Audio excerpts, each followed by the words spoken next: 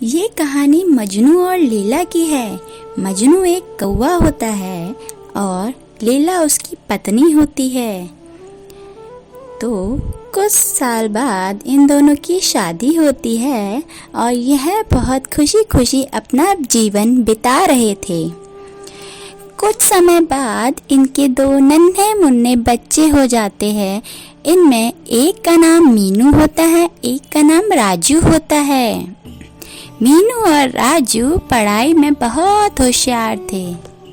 एक दिन लैला बोलती है, अरे सुनते हो, हमें अपने बच्चों की पढ़ाई बहुत अच्छे से करवानी होगी। हमारे बच्चे पढ़ लिख जाए, हमें इससे ज़्यादा और क्या चाहिए। अरे तुम सही सोच रही हो लैला, तुम इतने अच्छे विचार रखती हो। हमारे बच्चे पढ़ लिख जाएंगे, हमारा नाम रोशन करेंगे, पर हमें इस चीज़ के लिए बहुत खर्चा चाहिए होगा। इसके लिए हम दोनों को नौकरी करनी पड़ेगी। आपका अकेले नौकरी से हम इन दोनों की पढ़ाई को पूरा नहीं कर सकते। इनको बहुत अच्छे स्कूल में डालना है। अरे लैला, तुम नौकरी करोगी तो इन दोनों की देखभाल कौन करेगा? हाँ, ये बात भी है। मैंने तो ये सोचा ही नहीं। अरे सुनो, मेरे पास एक आइडिया है। क्यों ना हम इस गांव के सरपंच से थोड़ा उधार ले लें और उनको ब्याज के रूप में हर महीने देते रहेंगे। पर ये उधारी की जिंदगी मेरे को अच्छी नहीं लगती। अरे तुम इतना मत सोचो, हम धीरे धीरे सारा कर्ज उतार देंगे। ऐसे ही लैला बोलती है, चलो तुम्हें सोच समझ के करना, जो करना है मैं तुम्हारे साथ हूँ। फिर मजनू सरपंच के पास जाता है। हाँ बोलो मजनू, क्या बात है, और तुम्हारे बच्चे कैसे हैं? बच्चे तो बहुत अच्छे हैं। मुझे उनकी पढ़ाई के लिए थोड़ा सा कर्ज चाहिए था आपसे। अरे जो लोग कुछ सामान गिरवी रखवाते हैं, मैं उन्हीं को ही पैसे उधारी देता हूँ।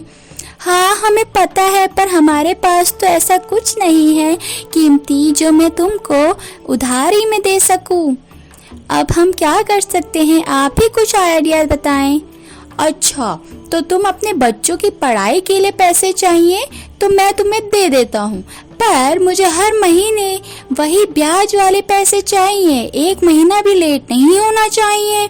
हाँ मैं समझ गया हूँ, मैं आपको हर महीने ब्याज भिजवाता रहूँगा।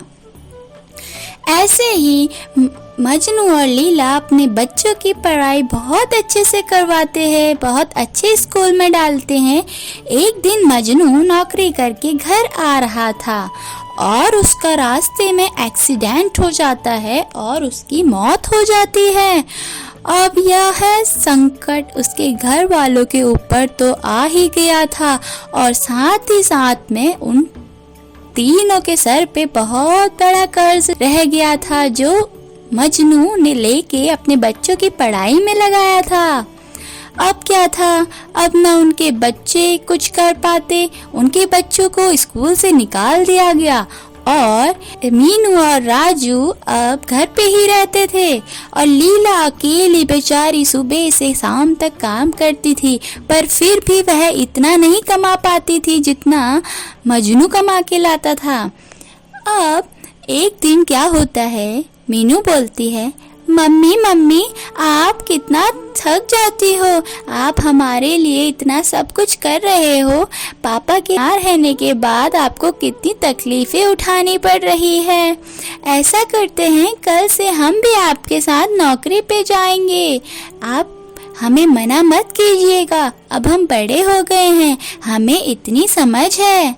बच्चों, तुम्हारे पापा और मैंने कभी नहीं सोचा था कि तुम्हें कभी जिंदगी में हम काम करने को बोलेंगे, पर मम्मी पापा का दिया गया उधार तो हमें चुकाना ही है ना। तो लैला उस बात के लिए मान जाती है और अगले दिन मीनू और राजू दोनों लैला के साथ पेड़ काटने जाते हैं और उनको बेचकर पैसे कमाते थे। एक दिन राजू पेड़ काटते काटते गिर जाता है और वह एक खाई में गिरता है। खाई में गिरने के बाद राजू एक बहुत बड़ी सुरंग में खजानों से भरे कमरे में पहुंच जाता है। वह देखकर उसकी आंखें चकाचौंध हो जाती है और वह उसमें से कुछ पैसे भर के अपनी मम्मी के पास ले आता है। उसकी मम्मी और मीनू वहाँ पे बहुत टेंशन में थे कि राजू कहाँ चला गया। पर थोड़ी ही देर बाद राजू उनके पास आता है और बोलता है, देखो मम्मी, मैं आपके लिए क्या लाया हूँ। मैं एक खाई में गिर गया था और वहाँ मुझे बहुत सारा खजाना मिला। उसमें से मैं थोड़ा सा उठा के ले आया ताकि आप अपना कर्ज पूरा कर सकें।